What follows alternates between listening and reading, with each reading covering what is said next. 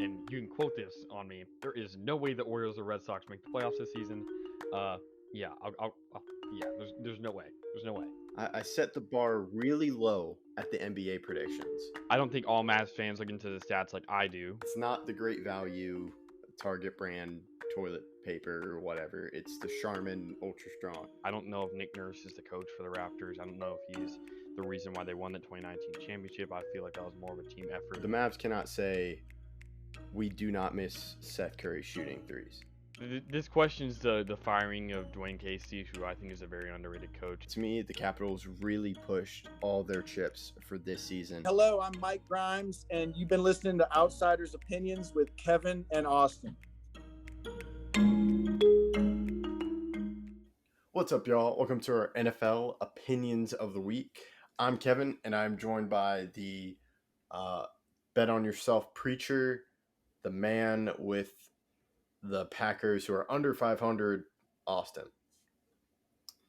Yeah, it's been tough. Our wide receiver core, I expected to be much better, and it's obviously taking a toll on all parts of the game. I also expected our defense to be better. But it's kind of crazy what's happening. A lot of the older QBs are losing. Matt Ryan has been effectively benched, even though he started the season 3-3-1. The Bucs are now 3-4, and everyone is blaming Tom Brady. But Tom Brady had the fourth most passing yards last week. I think it's more just the team around him. For some reason, they get 0 rushing yards every game. Their rushing attack is nothing. It doesn't exist. And I feel like that's a major reason why they can't have sustained possessions. And then their defense, I expected to play much better, but P.J. Walker showed out. Yeah, so those two things you mentioned, I'm starting to panic on Packers. I'm panicking the most. Not panicking on Bucks because of Tom Brady, but I can see why people are blaming Tom Brady because he's been taking days off and he's been taking his time. He always has. He always has with the Bucks. More this year. I don't think it's all that much more. Obviously, yes, he had that 2-week break, but he had always been taking days off. And I don't know if his presence at a practice is going to change Sunday game. Yeah, I don't think he's the reason. I can see why people are saying that, but to me, this is just being pointed out because they're losing. If they were winning, it wouldn't matter. Yeah. It's circumstantial. It's not because they actually think it's the reason. It's just just because there's a correlation doesn't mean that it's the reason. Yeah, I think it's their offensive line and just how many new players are on it because Donovan Smith is back. You have who's that right tackle? Tristan Austin? Wirfs, yeah. Tristan you Wirfs. Have them, but you had a new center who got injured last year.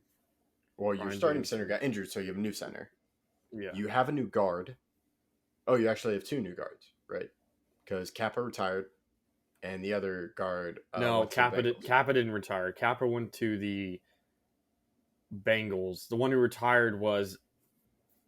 Oh, what's his name? Oh, I can't remember. Yeah, Bucks guard retired. Oh, Ali Marpet. That's right. Yeah, Kappa, I think, is on the Bucks. Not the Bucks, the Bengals. Yeah, that's what I'm thinking of. Kappa went to the Bengals, so you have Mason. Marpet. You have new center. So I just think it's taking time for the offensive line to develop because Donovan Smith got injured, so you have a new left tackle. So I think that's affecting Brady's time and injuries to the wide receiving core. Yeah, and last week, Leonard Fournette just had 19 rushing yards on 8 attempts. That's a 2.38 average. This year, his average yards per attempt is 3.5. He is struggling running the ball, and you can either blame that on the O-line. You can blame that on the fact that people aren't holding their blocks tight end-wise. I don't know what the issue is, but there definitely is an issue. Especially the most notable game was that game against the Chiefs where 3 attempts, -3 rushing yards. And while the Thursday night game against the Ravens will be tough, and I don't necessarily know if that's a must-win game, and the only reason why I say that is because their division is terrible. The Saints are not good. The Panthers, even though they won last week, I don't think are good. The Falcons are okay, but the Bucs should have zero issue closing up that division eventually. Yeah, And that's so why I think I'm it's not panicking yeah because they're leading their division right now. at 3-4, but yeah, they are. And the reason why I'm not panicking yet for the Packers is I feel like we can get it going. This is the first time Matt LaFleur has had any struggle winning games as a head coach. And obviously there's some new faces on both sides of the ball and some changes need to be made. However, I think it's more the consistency of playing with different players than you normally play with. I'm panicking if I'm the Packers because I know like the Vikings could falter, but The they got to Vikings fix the have wide had receiver. bad games. The Vikings barely beat a Bears team that I don't think is all that good. Like barely, like last second touchdown barely. And then they barely beat a Dolphins team that had Skylar Thompson starting at QB.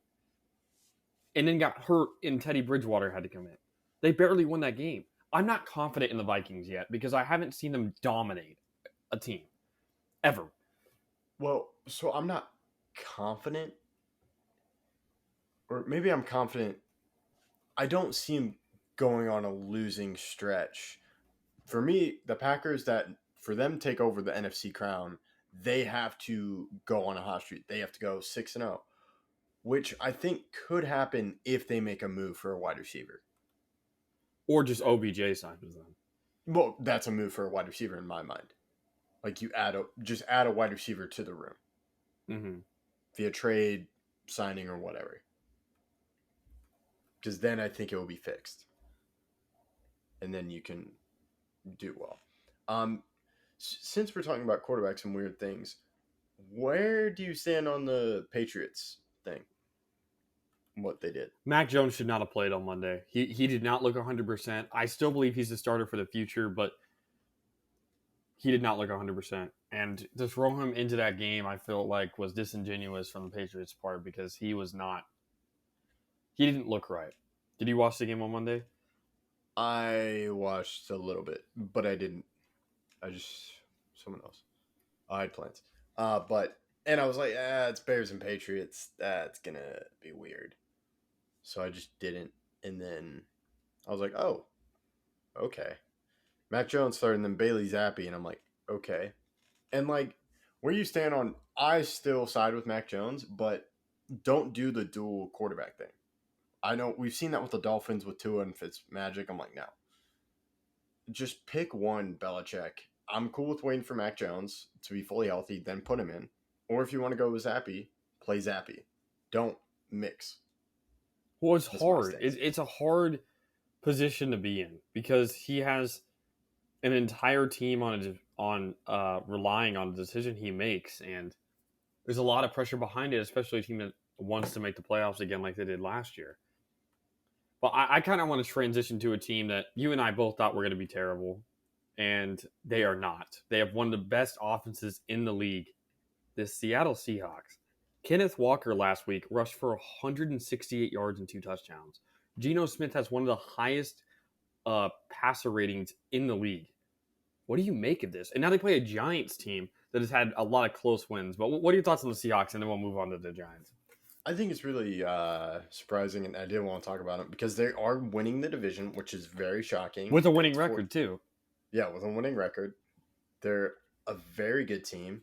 Geno Smith just seems like a completely different quarterback. Like he's making the right reads, he's making plays. It seems like this offense is really flowing, which is something I wouldn't think I would say after they traded away Russell Wilson. Here's something that I think people refuse to realize. Geno never was a bad quarterback in my mind. What has happened is he's matured. He's making mature decisions with the football. He's deciding, hey, I don't need to force this. Let's just worry about getting a first down. I don't need to try for the touchdown. And he takes his chances when he does, and he's very composed in the pocket. He takes a sack when he needs to, doesn't force a pass, but he also can escape sacks like Russ did. people are so worried about, oh my God, this guy just had 3 bad games in a row as a rookie. He's now not the starter for the rest of his life. That's just not how we need to go about the quarterback position. People are so reactive to performances, even a terrible rookie season. And everyone's like, oh, that's it. His career's over. He should be out of the league. Why are we not starting, put in this quarterback or whatever? We need to start taking time with guys that have a lot of potential. And that's why, the Bailey Zappi thing, Mac Jones is the starter of the team. He was a Pro Bowler last year. He led them to the playoffs. He's a good quarterback. Bailey Zappi may be as well, but Mac Jones is a better option. Thoughts on what I said? Yeah, so I've actually been thinking about that because I've been thinking the Mac Jones situation. If they wanted to go the Zappi route, I would definitely trade for Mac Jones. But I know first year, anything can happen. Second year, okay, let's see what happening. Third year and fourth year is where I start wondering, like, okay, what are you going to be? The issue was there was no third year. In his first year, Geno went 8-8, and no, he did not play all that well. His second year, he was better. He was better. His first year, he had 12 touchdowns and 21 picks. His second year, 13-13. Not good, no, but improvement. The issue is the team went from 8-8 to 3-10 with him as a starter. So everyone's like, oh, he's terrible. But no, he was getting better. From 12-21 to 13-13, he was taking fewer risks. He had a higher passer rating by 11. He was having a better season. And people only look at results as wins. If your team is losing and the quarterback is playing well, it doesn't matter. It's the quarterback's fault. It's a Zach Wilson thing right now. Zach Wilson is playing worse right now than Geno did his second year with the Jets. Zach Wilson, in 4 games, has thrown 1 touchdown pass. He has thrown for 110 yards last week and 121 yards the week before that. He is playing some of the worst starting football I've ever seen from a quarterback who's given no blame at all for, oh, he's playing terrible. And it's because they're winning games. And I don't think that's the reason why you need to look at, is this quarterback playing well? Yes. Is this quarterback playing well? No. That should be the end line. But for the Bucs, Tom Brady's losing. He must be terrible now. He is washed now.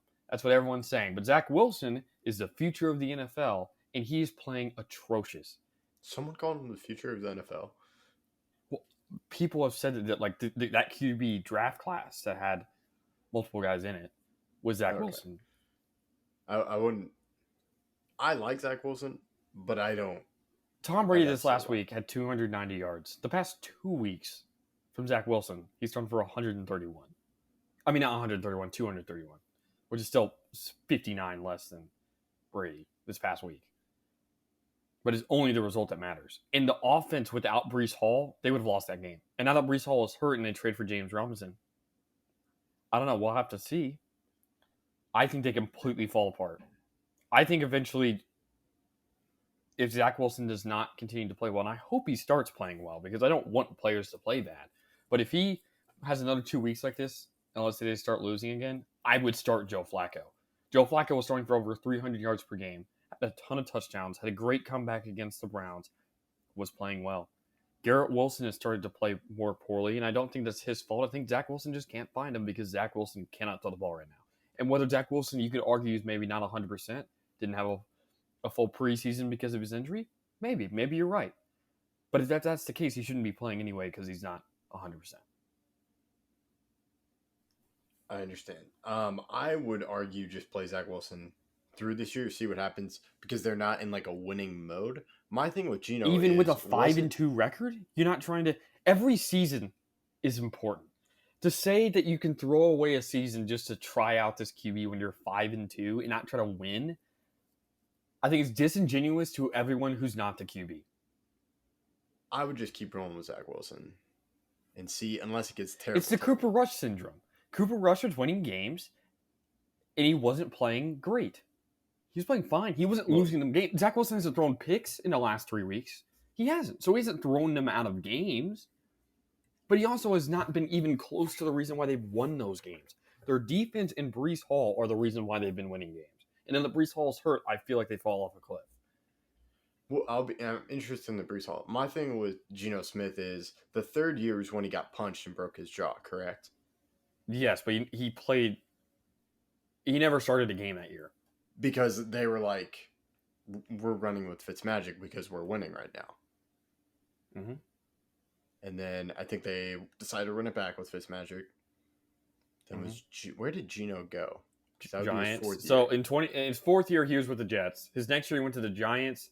The next year after that, he went to the Chargers, and then he was with Seattle. But you also got to think the coaches that he's had have not been good. Like he had Ben McAdoo when he was with the Giants, and he had Rex Ryan, who did not care about offense at all with the Jets. Well, yeah, and to me, outside of the Jets, wherever he went, it was like backup role. Giants, Eli Manning was still there. Oh no, he started over Eli Manning. to break the streak, Right. yeah. Then he goes And they won, to, and they lost that game, but he had 1 touchdown, 0 picks, and didn't play horrendous. Yeah. But again, but it was a bad situation. Like, Well, again, Ben McAdoo Yeah. was their head coach. but then he goes to Chargers, where I believe it's Rivers, still. Rivers. Yep. Not gonna start over him. And Then then he Seattle goes the to past 2 Seahawks. years, yeah. And like last year with the Seahawks, He had To me, I 5 just- touchdowns, 1 pick. to me, it just didn't like. It seems like he's on a completely different level than what he was last year.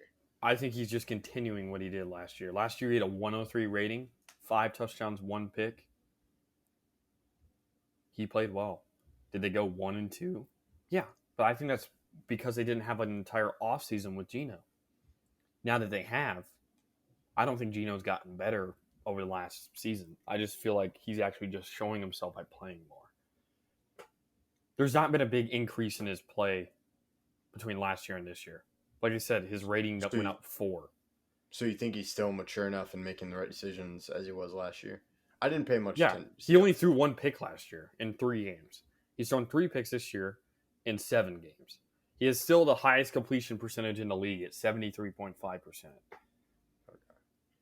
Yeah, to me, it's just like very good for him and happy he has had this chance. Now I'm interested where he goes from there, but it's just very cool and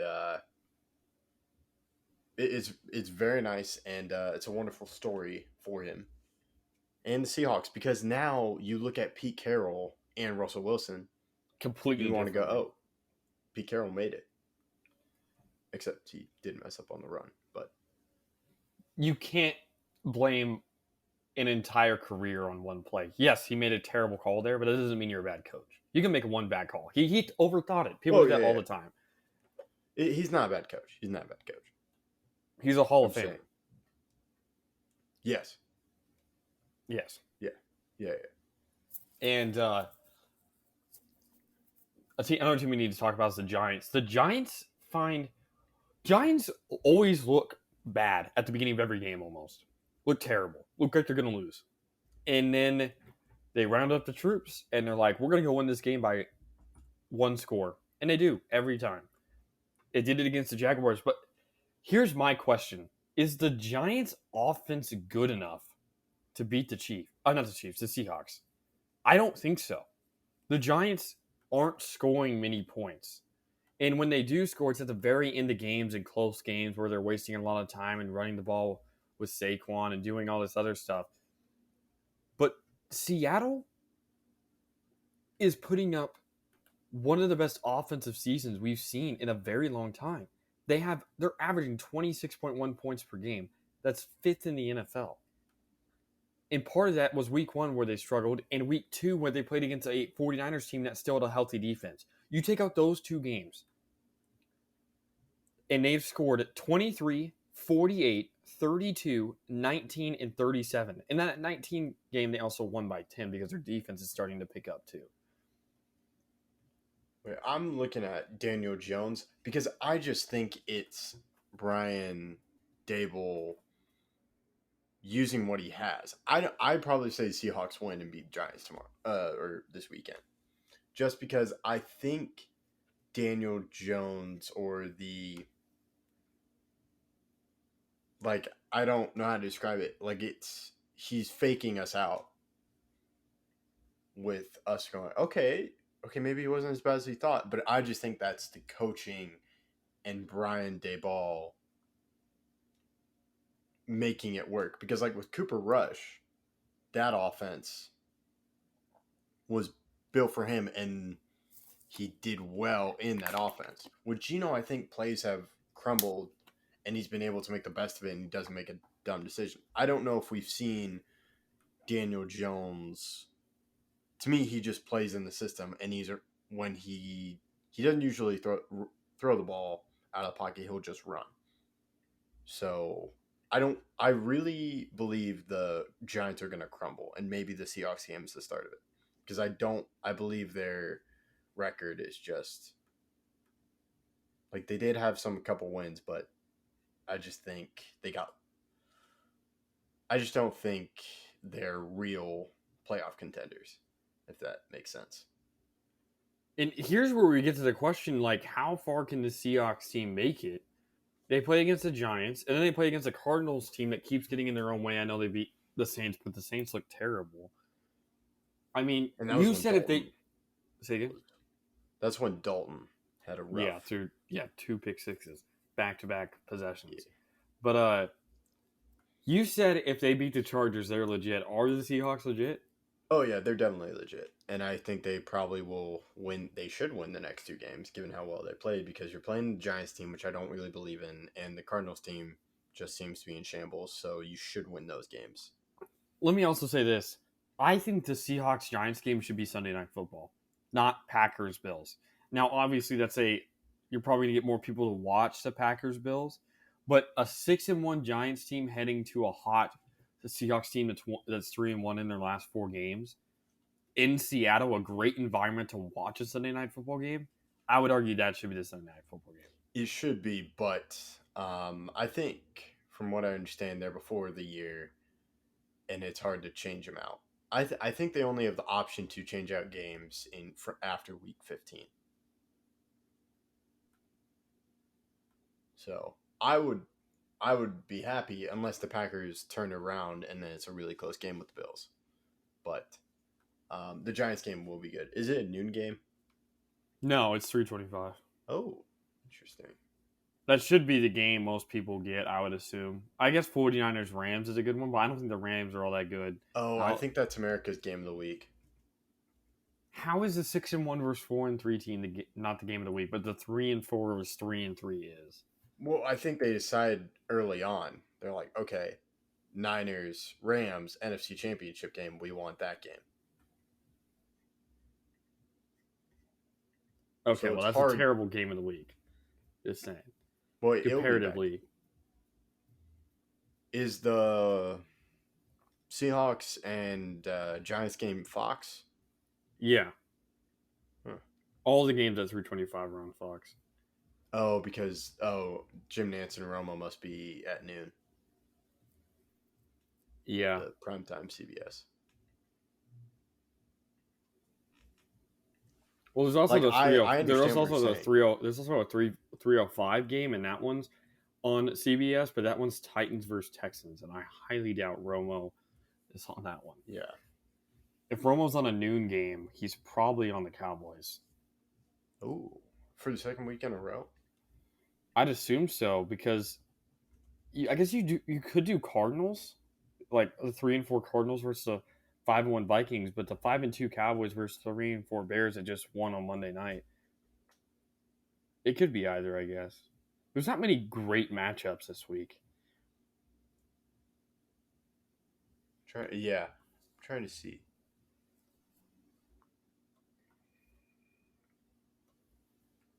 Oh yeah, you're right. It is. They are on the Cowboys. Jim Nantz. Yeah, that's what I thought. No, wait, that's Lions and Cowboys. I'm looking at the wrong week. Okay, messed that up. All right, let me check. Yeah, it was on last week. Okay, it's Adam Amin and Daryl Johnson for Chicago Bears versus Cowboys. Jim Then it must Nance be. and Tony Romo Is it are Cardinals? covering the Pittsburgh and Eagles game. The 2-5 Steelers versus 6-0 Eagles is the Romo game? That's what this website says. I don't know, man. That's a weird game. 6-0 and then it has versus Kevin Burkhardt 2-5. and Greg Olson for the Niners-Rams game at Fox. And you have Kevin Kugler and Mark Sanchez for announcers for Seahawks. Mark Sanchez. But yeah, so I just think Okay. they made those decisions before the season started. And I don't know if there's that much flexibility in the season.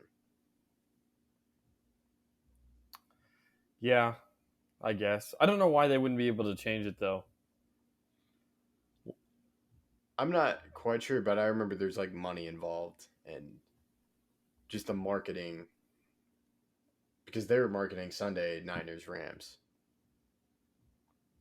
But I think in week 15 they can change it. Well, eventually they're going to need to, especially if the Seahawks keep winning. Yes, very true.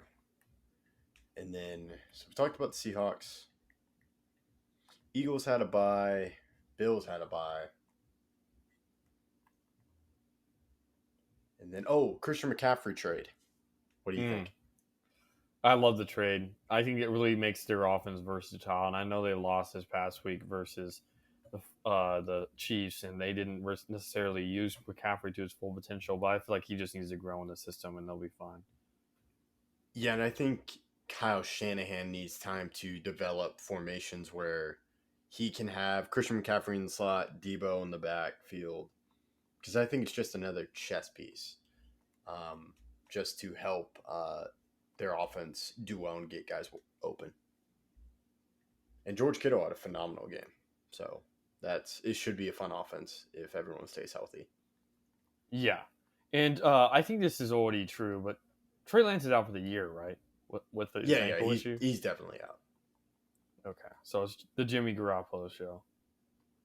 Yeah, I believe it, which just stinks for him because it's another year. He needs another year of development. And he's recovering from the injury. Yeah, I believe he had surgery on the ankle when it first happened, and they're like, yeah, he's out for the year. Okay, well, we'll have to see what happens. Yeah, we'll have to see. And then Cowboys made a trade. Who else made a trade? Or their Cowboys got a 320-pound lineman. Can't think of any other NFL trades. Can you? Yeah, I don't know of any. No.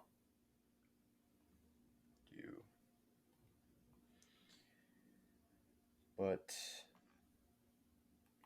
okay. We had the Matt Ryan, which is just weird. I'm interested in how Sam Ehlinger plays, but I don't think it's gonna do well. Matt Ryan hasn't even played all that bad. It's the team around him. I agree. It's just. Oh, you have James Robinson traded, which happened. But I just think the O-line didn't really work out. Wide receiver core hasn't lived up to it, and their defense has just struggled. Yeah, there's not much for me to say. I don't really know why there's the problems. A lot of people thought that their team was going to be really good. The Jonathan Taylor injury definitely hurts, so. Oh, yeah, that's another thing. I thought they would be better, but I didn't think of them as Super Bowl contenders. And again, they're 3-3-1. It's not like they've struggled. Yeah, that's very true. All right. Okay, so yeah, I believe that's all the trades. James Robinson is interesting because they only got a 6th-round pick that could become a 5th-round pick, but and then that I feel like they're just fully on the ETN train. Yeah, which I understand because I know they invested more in ETN, but I just thought you could run. James Robinson to me is more of a power back than ETN out of the backfield. Yeah. Because that's kind of how I view the Cowboys' backfield. Zeke is more running, and then Pollard speed. Mm-hmm. So we're not pushing the panic button on the Bucks. I'm pushing the panic button on the Packers. Any other team you want to add to the panic button? I mean, the Broncos were already there, but the Broncos, there are a couple losses away from the season being over. So they need to get it together. They're playing in way too good of a division to waste time. And I think the Raiders, I mean, those are both teams that have been on our panic button for a while now. But if you're going to make it back into the playoff picture, you got to start winning. What did you think of the Chiefs' offensive performance against the Niners defense? Well, the issue is the Niners still have a lot of injuries, so I don't really know what to think about anyone against the Niners. But I like their using of Pacheco. I think they've been running the ball a lot with McCole Hardman. He had 2 rushing touchdowns in the game. Oh, yeah. So there's just so much versatility. Juju played well. It was a great game for them, but I don't think it was good. It was like, I don't remember. Yeah, but those were just what I came to expect. Like when I watched the game, I mean, that's just what MBS does. He just has a couple like 60-yard gains, and that's all he really does. But I mean, that's the reason why you have him, just for those huge gains. He can help flip the field, and with the Chiefs, Patrick Mahomes can keep the play alive for so long that it's hard to guard those guys for an extended period. Yeah. So that's all we got. We'll see how this week shakes out. If there's another big trade, which I think there will be because of Carolina talking about kind of trading some of their players, seeing what they get. Oh, and then Taylor Heineke. The man. He's not going to be traded, but I forgot to mention him. He looked good. He played okay. I don't think he was really the reason why he won. He threw a pick 6, and he almost threw another one. But I'm glad to see him get another chance as a starter. I know it's because of Carson's injury, but still. Yeah, I would rather have Heineke than Carson. To each their own. Yeah. So that's all we got. Let us know what you think, and make sure to check out other videos from our channel. Thank you for listening to Outsiders Opinions.